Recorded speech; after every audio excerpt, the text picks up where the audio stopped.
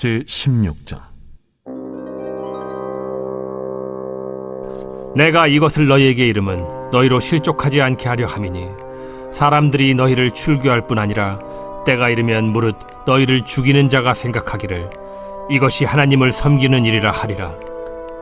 그들이 이런 일을 할 것은 아버지와 나를 알지 못함이라. 오직 너희에게 이 말을 한 것은 너희로 그때를 당하면 내가 너희에게 말한 이것을 기억나게 하려 함이요 처음부터 이 말을 하지 아니한 것은 내가 너희와 함께 있었음이라. 지금 내가 나를 보내신 이에게로 가는데 너희 중에서 나더러 어디로 가는지 묻는 자가 없고 도리어 내가 이 말을 함으로 너희 마음에 근심이 가득하였도다. 그러나 내가 너희에게 실상을 말하노니 내가 떠나가는 것이 너희에게 유익이라. 내가 떠나가지 아니하면 보혜사가 너희에게로 오시지 아니할 것이요 가면 내가 그를 너희에게로 보내리니 그가 와서 죄에 대하여 의에 대하여 심판에 대하여 세상을 책망하시리라. 죄에 대하여라 함은 그들이 나를 믿지 아니하며 의에 대하여라 함은 내가 아버지께로 가니 너희가 다시 나를 보지 못함이요 심판에 대하여라 함은 이 세상 임금이 심판을 받았음이라. 내가 아직도 너희에게 이를 것이 많으나 지금은 너희가 감당하지 못하리라. 그러나 진리의 성령이 오시면 그가 너희를 모든 진리 가운데로 인도하시리니 그가 스스로 말하지 않고 오직 들은 것을 말하며 장래일을 너희에게 알리시리라. 그가 내 영광을 나타내리니 내 것을 가지고 너희에게 알리시겠음이라. 무릇 아버지께 있는 것은 다 내 것이라. 그러므로 내가 말하기를 그가 내 것을 가지고 너희에게 알리시리라 하였노라. 조금 있으면 너희가 나를 보지 못하겠고 또 조금 있으면 나를 보리라 하시니 제자 중에서 서로 말하되 우리에게 말씀하신 바 조금 있으면 나를 보지 못하겠고 또 조금 있으면 나를 보리라 하시며 또 내가 아버지께로 가미라 하신 것이 무슨 말씀이냐? 조금 있으면이라 하신 말씀이 무슨 말씀이냐? 무엇을 말씀하시는지 알지 못하노라. 예수께서 그 묻고자 함을 아시고 이르시되 내 말이 조금 있으면 나를 보지 못하겠고 또 조금 있으면 나를 보리라 하므로 서로 문의하느냐? 내가 진실로 진실로 너희에게 이르노니 너희는 곡하고 애통하겠으나 세상은 기뻐하리라. 너희는 근심하겠으나 너희 근심이 도리어 기쁨이 되리라. 여자가 해산하게 되면 그때가 이르렀으므로 근심하나 아기를 낳으면 세상에 사람 난 기쁨으로 말미암아 그 고통을 다시 기억하지 아니하느니라. 지금은 너희가 근심하나 내가 다시 너희를 보리니 너희 마음이 기쁠 것이요 너희 기쁨을 빼앗을 자가 없으리라. 그날에는 너희가 아무것도 내게 묻지 아니하리라. 내가 진실로 진실로 너희에게 이르노니 너희가 무엇이든지 아버지께 구하는 것을 내 이름으로 주시리라.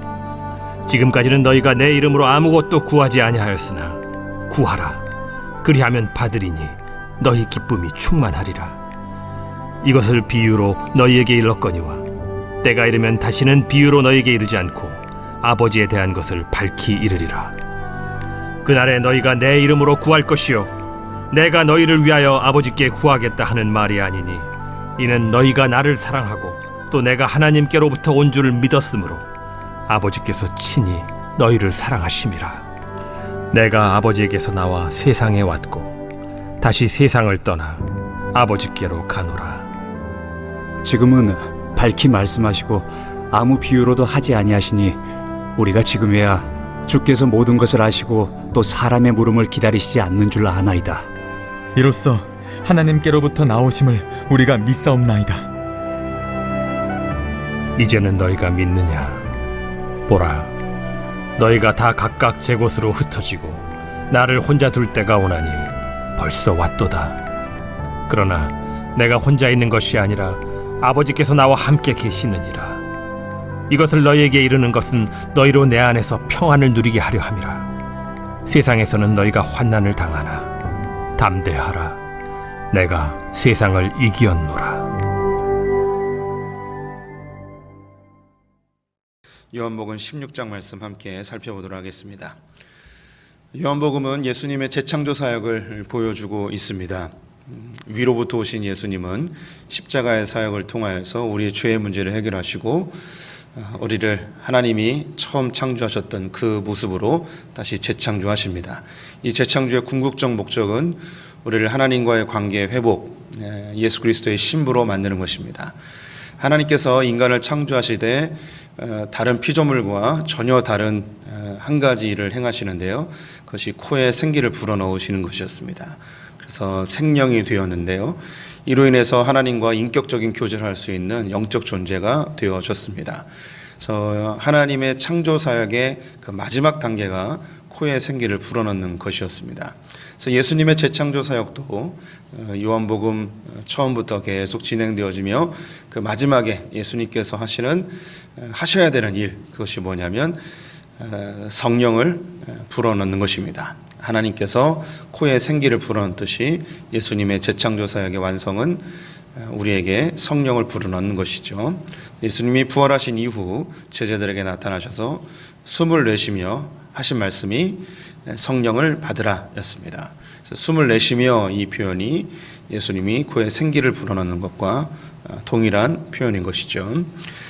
그래서 오늘 14장, 15장, 16장에는 예수님의 재창조 사역의 완성인 그 성령을 불어넣는 그 성령이 누구신지 보여주고 있습니다. 오늘 이 16장은 그 성령에 대한 설명의 마무리라고 할 수 있겠는데요. 우리가 지난 시간에 성령이 하시는 중요한 세 가지 사역을 보았습니다. 첫 번째가 성령님은 보혜사이십니다. 우리와 함께 하시고 우리를 위해 변호해 주시고 상담해 주시고 위로해 주시고 동행자 되어 주시는 그분이 우리의 보혜사이십니다.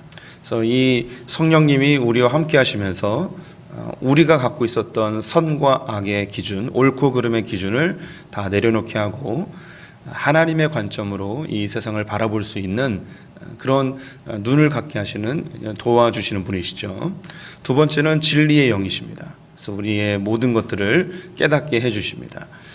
주님의 진리의 말씀을 깨달음과 동시에 이 말씀으로 나를 이해할 수 있게 되고 사람들을 이해할 수 있게 되고 세상을 이해할 수 있는 그런 해석할 수 있는 눈을 갖게 해주십니다. 세 번째로 성령이 하시는 중요한 일이 예수 그리스도에 대해서 증언하시는 영이시라는 겁니다. 예수님이 누구이신지 알려주시는 것이죠. 예수님이 누구이신지 알려주시는 이것이 고린도전서 12장 3절에는 성령이 아니고는 그 누구도 예수를 주라고 고백할 수 없다라고 쓰여 있습니다. 그래서 성령이 하시는 중요한 사역, 예수님이 누구신지 보게 하는 것이죠. 이것이 앞을 보지 못하는 맹인의 눈을 뜨게 하여서 육신의 눈뿐만 아니라 영의 눈을 뜨게 하시는, 이걸 요한복음에 나오는 날 때부터 맹인된 자를 실로암 물가에 가서 씻으라 하셨을 때 하셨던 일입니다. 성령이 오시면 우리의 눈이 밝아집니다. 영의 눈이 밝아져서 우리가 지금까지 생각했던 옳고 그름의 문제, 선과 악에 대한 문제가 하나님의 관점으로 이제 바뀌어서 보게 되어집니다. 우리가 지금까지 판단하고 정죄하고 선과 악을 구분했던 그 모든 기준들이 하나님의 기준으로 바뀌어지는 것이죠. 주님의 성령이 우리에게 오게 되어지면 나를 바라보는 관점, 나의 과거의 상처, 아픔, 고통을 바라보는 눈이 달라집니다. 현재의 고난을 바라보는 눈이 달라지고 현재 내게 주신 이 축복, 은혜를 바라보는 것이 예전에는 내 힘과 내 노력과 내 공로라고 생각되었지만 이제 주님의 은혜임을 알 수 있는 새로운 눈이 보여지는 것이죠. 또 미래를 바라보는 눈도 완전히 달라집니다. 단순한 기대나 혹은 희망사항을 바라보는 것이 아니고 주님께서 주시는 소망으로 우리의 미래를 보게 되고 꿈꾸게 되어지고 예언하게 되고 환상을 보게 되는 새로운 눈을 갖게 되어지는 것이죠. 그리고 이전에 예수가 누군지 몰랐을 때 예수가 과거에 어떤 선한 자 중에 한 명, 선지자 중에 한 명, 혹은 성자 중에 한 명, 이런 것으로 보였다면 성령이 우리에게 오시면 그분이 우리의 삶의 주인이시고 하나님의 아들이시고 내가 죄인 되었는데 나를 위해 십자가에 달려 죽으셨구나, 그분의 사랑이 나를 구원해 주셨구나 라는 것을 깨닫게 되어줍니다. 그래서 이 성령님의 사역에 제일 중요한 것은 우리에게 새로운 눈을 보게 하시는 것이죠. 그래서 마지막 날에 성령이 임하시면 자녀들이 예언을 하고 청년들이 환상을 보고 노인들이 아비들이 꿈을 꾸는 이 모든 그 예언, 환상, 꿈 이런 것들의 공통점이 새로운 시각을 갖게 된다는 거죠. 오늘 이 16장에서는 예수님께서 이 성령의 사역을 이제 마무리 총 정리해 주시는 장면이 나옵니다. 예수님께서 자기가 하늘로 가야지 이 보혜사가 오시게 되어진다. 그래서 내가 잠시 사라지는 것에 대해서 너희들이 두려워하지 마라, 근심하지 마라 라고 하시죠. 그래서 이 성령님은 첫 번째 이제 보혜사입니다. 그래서 7절 말씀해 보시면 그러나 내가 너희에게 실상을 말하노니 나를 떠나가는 것이 너희에게 유익이라. 내가 떠나가지 아니하면 보혜사가 너희에게로 오시지 아니할 것이요 가면 내가 그를 너희에게로 보내리니 그가 와서 죄에 대하여 의에 대하여 심판에 대하여 세상을 책망하시리라. 예수님이 죽으시고 승천하시게 되어지면 보혜사를 주신다고 합니다. 이 보혜사로 인하여서 우리가 깨닫게 되는 것이 죄에 대하여 의에 대하여 심판에 대하여 새로운 시각을 갖게 된다는 거예요. 죄와 의는 선과 악이죠. 그래서 지금까지 우리는 다 스스로 선악과를 먹은 이후로 스스로 선과 악을 자기 기준으로 판단하고 결정하고 살아가게 되어집니다. 그리고 이제 심판에 대하여 그래서 내 생각에 악하다고 이야기하는 자들을 정죄하고 판단합니다. 선하다고 이야기하는 사람을 지지하고 또 그들에게 상을 주고자 하는 것이 우리의 모습이죠. 11절 말씀에 심판에 대하여라 함은 이 세상 임금이 심판을 받았음이라. 이전에 이 세상의 기준과 가치관으로 옳고 그름을 판단하였습니다. 그런데 이 보혜사 성령이 오시면 오히려 그 심판하고 판단하던 그 임금들을 오히려 이 성령님이 심판하시겠다는 것이죠. 이 임금은 세상의 왕들입니다. 요한계시록에 보게 되면 세상의 왕들에 대하여서 우리 모두가 다 세상의 왕들임을 이야기합니다. 이미 우리 성도님들은 다 심판자들이에요. 우리 이미 다 임금이 되었죠. 임금이 되고자 하는 자들이죠. 우리는 다 누군가를 판단하고 정죄하고 심판하는 사람들로 살아갑니다. 그런데 성령이 오시면 내가 잘못됐구나 라는 걸 알게 됩니다. 저 사람이 잘못되고 저 사람 탓하고 저 사람을 없애야 되고 저 사람을 죽여야 되고 그런데 성령이 오시면 내 생각이 틀렸구나. 내가 죄인이구나 라는 걸 알게 됩니다. 그래서 새로운 선과 악에 대한 기준, 죄와 의에 대한 기준, 심판에 대한 기준이 완전히 다 뒤바뀌어 버립니다. 이것이 성령이 하시는 일이죠. 제가 이것을 제일 쉽게 표현하는 게 양심이 작동한다고 표현을 합니다. 그래서 성령이 오면 우리가 되게 착해져요. 하나님의 기준으로 살아가게 돼요. 이제 아무도 없어도 하나님이 날 바라보고 계시다는 그 감각이 생겨요. 그래서 이 성령이 오시면 우리가 양심이 작동한다는 것, 우리 성도님이 다 느끼고 계시리라고 생각이 듭니다. 두 번째로 성령님에 대한 정리 13절에 보면 그러나 진리의 성령이 오시면 그가 너희를 모든 진리 가운데로 인도하시리니 그가 스스로 말하지 않고 오직 들은 것을 말하며 장래일을 너희에게 알리시리라. 성령의 두 번째 사역이 진리의 영이시라는 것이죠. 이건 이미 앞에서 나왔습니다. 우리의 과거, 현재, 미래 모든 것들을 깨닫게 해주십니다.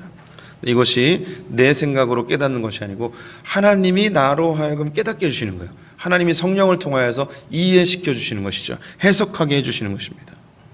그리고 세 번째 성령님은 예수에 대해서 증언하시는 영이죠. 14절에 그가 내 영광을 나타내니 내 것을 가지고 너에게 알리시겠습니다. 성령님은 온전히 예수 그리스도가 누구신지 우리에게 알려주십니다. 예수 그리스도의 삶을 살게 하고 예수 그리스도의 길을 좇게 하는 것이죠. 이것이 이제 성령에 대한 마무리인데요. 이 성령이 오심으로 우리는 충만한 기쁨을 누리게 되어집니다. 20절에 내가 진실로 너에게 이르노니 너희는 곡하고 애통하겠으나 세상은 기뻐하리라. 너희는 근심하겠으나 너희 근심이 도리어 기쁨이 되리라. 이 성령이 오시는 것이 큰 기쁨입니다. 예수님이 잠시 십자가에 달려 죽으셔서 세상은 기뻐하고 세상은 쾌재를 부르겠지만 제자들은 근심하게 된다는 거예요. 이 근심은 잠깐 있을 것이고 그 이후에 성령이 오심으로 그 모든 것들을 다 깨닫게 되어집니다. 왜 예수님이 죽으셔야 됐고 왜 예수님이 3일 만에 부활하셔야 되고 예수님의 사역들의 그 의미들이 무엇인지 구약에 있는 모든 예언의 성취인 것을 성령이 오시면 깨닫게 되어집니다. 그럼 왜 예수님이 죽으셔야 되고 왜 성령이 오셔야 되는가? 우리의 신분이 완전히 바뀌어지는 거예요. 우리가 새롭게 창조되어져서 하나님과의 관계가 완전히 새로워지는 거죠. 그래서 24절 말씀, 지금까지는 너희가 내 이름으로 아무것도 구하지 아니하였으나 구하라 그리하면 받으리니 너희 기쁨이 충만하리라. 우리가 예수의 이름으로 구하면 뭐든지 얻겠다는 이 이야기를 하시는데요. 이 이야기의 진짜 의미가 무엇인지 26절, 27절에 있습니다. 그날에 너희가 내 이름으로 구할 것이요 내가 너희를 위하여 아버지께 구하겠다는 말이 아니니 이는 너희가 나를 사랑하고 또 내가 하나님께로부터 온 줄 믿었으므로 아버지께서 친히 너희를 사랑하심이라. 26절 제가 다시 한번 읽어볼게요. 잘 보세요. 그날에 너희가 내 이름으로 구할 것이요 내가 너희를 위하여 아버지께 구하겠다는 말이 아니니, 우리가 이제 예수의 이름으로 하나님께 기도합니다. 그러면 하나님이 이 기도를 받아서 예수님이 이 기도를 받아서 예수님이 대신 구해주는 게 아니라는 거예요. 우리가 예수의 이름으로 기도하면 이 기도가 다이렉트로 하나님께 간다는 것이죠. 우리 그 천주교에서는 하나님께 혹은 예수님께 직접 기도하지 못해서 마리아라는 중재자를 통해 기도하는 것을 보신 적이 있으실 것입니다. 혹은 어떤 성자를 빌어서 기도하는 경우들이 있죠. 그래서 이 성모 마리아 사상이 나타나게 된 중요한 배경이 예수님이 거룩하시고 신적 존재이기 때문에 우리 같은 죄인이 예수님께 직접 기도할 수가 없다는 거예요. 하나님께 직접 기도할 수 없는 거죠. 그래서 이 마리아가 우리의 기도를 들어서 마리아가 대신 기도해주는 이런 그 교리를 만들어낸 겁니다. 그런데 예수님이 직접 얘기했습니다. 너희가 내 이름으로 구하는 것은 아버지께 구하는 것이다. 그런데 너희가 아버지께 구한다고 해서 내 이름으로 기도한다고 해서 내가 그 기도를 가지고 내가 대신 기도해 준 게 아니다. 너희는 이제 아버지께 직접 가서 기도할 수 있는 특권을 얻게 되었다. 그래서 너희는 내 이름으로 무엇이든지 구해라 라고 이야기하시는 거예요. 우리가 자녀된 권세를 갖게 되었다는 것입니다. 주님의 보좌 앞으로 담대히 나아갈 수 있는 우리 권세를 얻게 되어졌다는 것이죠. 근데 이 예수 그리스도의 죽으심과 그리고 그 죽으심을 통해서 내가 주님의 자녀 되어짐을 깨닫게 되어지는 것이 어떻게 가능하냐? 이게 성령이 하시는 일인 거예요.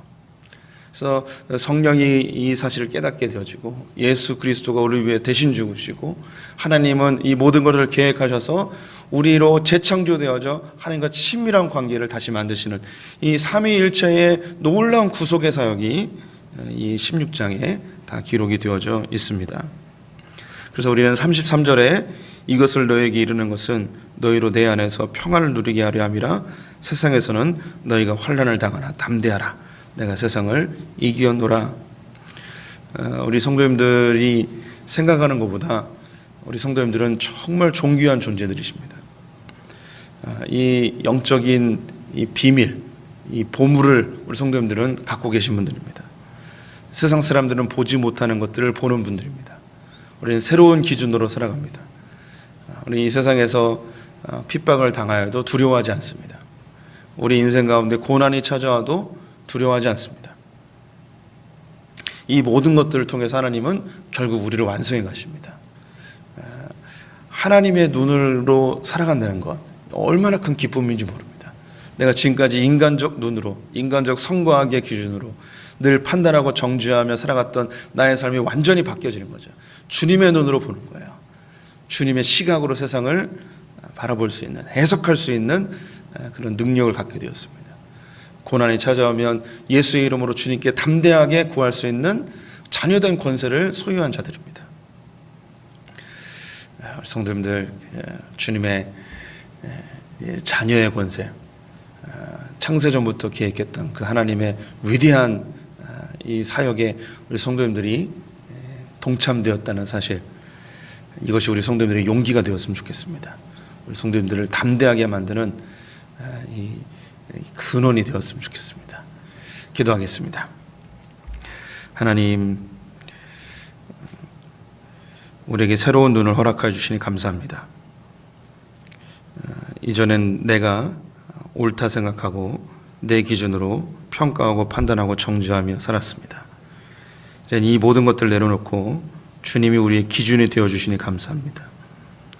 때로는 우리가 이해하지 못하는 시련과 고난이 찾아와도 우리가 예수의 이름으로 구하여 하나님이 우리를 도우시는 아빠 아버지를 소유하게 하시니 감사합니다. 또한 우리의 삶의 모든 고난과 시련과 아픔과 고통을 해석할 수 있는 눈을 주시니 감사합니다. 하나님, 결국 주님이 이기셨고 교회가 이길 것이고 성도들이 승리하게 될 것을 확신합니다. 하나님, 세상을 두려워하지 않게 하시고 담대히 우리에게 주어진 삶을 누리는 자들 되게 하여 주시옵소서. 오늘 하루를 주님께 부탁드리며 예수님의 이름으로 기도드렸습니다. 아멘.